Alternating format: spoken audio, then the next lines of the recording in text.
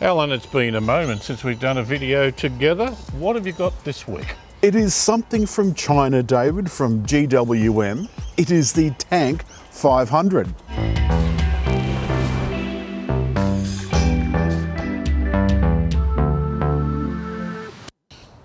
What can I tell you, David, about the Tank 500? Well, where does it fit into the market? It is aimed, as you can see, fairly squarely at a certain Japanese brand who shall remain nameless, that has an off-road variant that has been pretty much a staple of off-roading in Australia, off-roading and towing, grain nomads, mine sites, all of that sort of stuff. The Toyota Land Cruiser 300. What do you make of this one? Well, you said squarely. It still remains very much in that category, but what they've done here is add a huge number of features for a fantastic price. And the price, of course, there's two models. There's the Ultra, which is this model. It's got the full works and jerks. And in fact, if you were to get the same Toyota, it would probably be, what, $140,000? David, what's this one worth? About 73? 74 nearly. It's a couple of cups of coffee under 74,000. And David, that's drive away. With the Toyota, you'd have to add the on-roads on. And we start at the front with this very glossy, blingy grille. Yes. It is an absolutely huge grille, the massive T on the front. So the brand itself is Tank, right? Yes. It's got the full shebang. It did get 5 stars, I understand. Look, I think it achieves much. It is not just a cheap and cheerful version of it. It's got a lot of features and a lot of quality within it, with a few provisos. Here is the T key.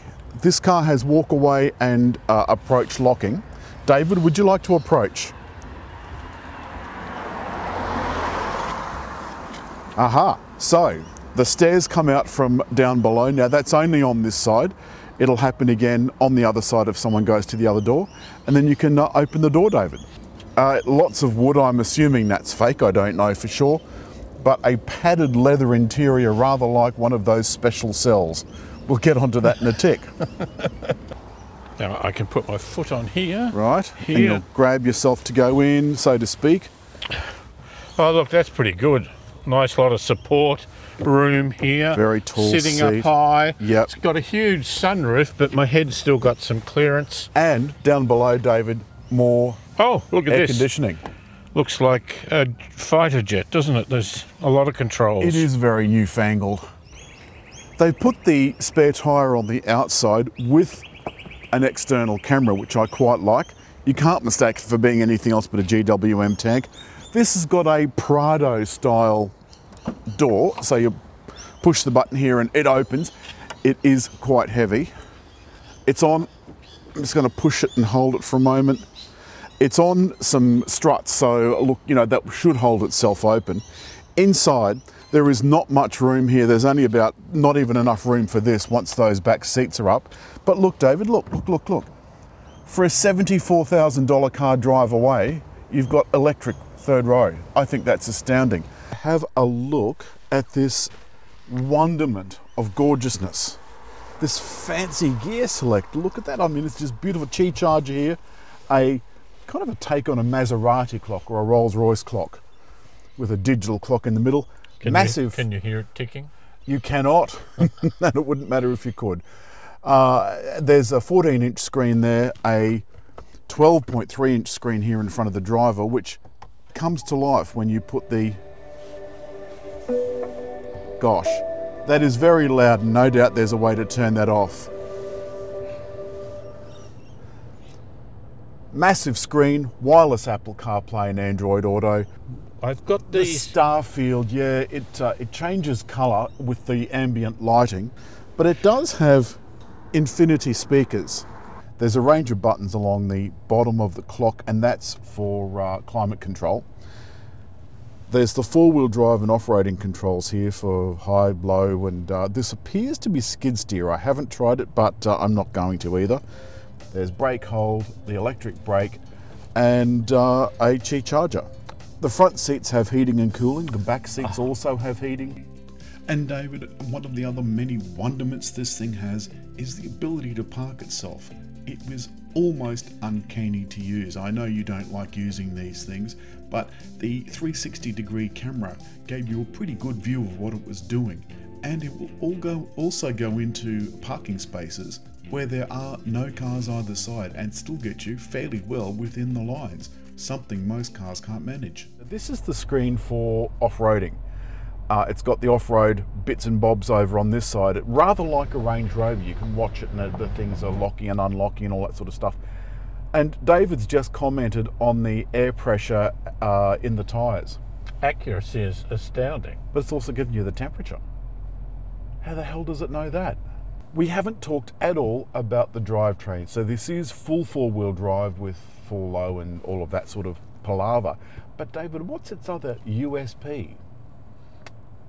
The engine, and it's a hybrid. That's right. And it's a very small engine. It's a 2-litre. 2-litre?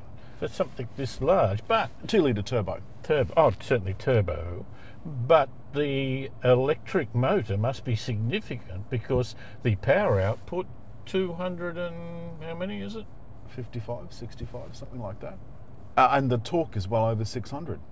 Torque over 600 is staggering. I've put it into drive and we've felt the petrol engine cut in then.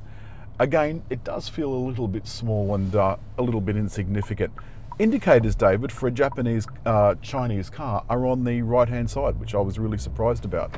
I have noticed that this doesn't go anywhere near as much in EV mode as some of the other cars do that we've driven.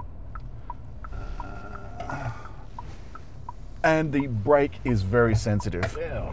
Now I'm going to activate the cruise control. No, I'm not. I'm going to activate the wipers. Now I do have my cruise control on, but one of the things that this was doing the other day was it wasn't activating the cruise control and it wouldn't tell me why.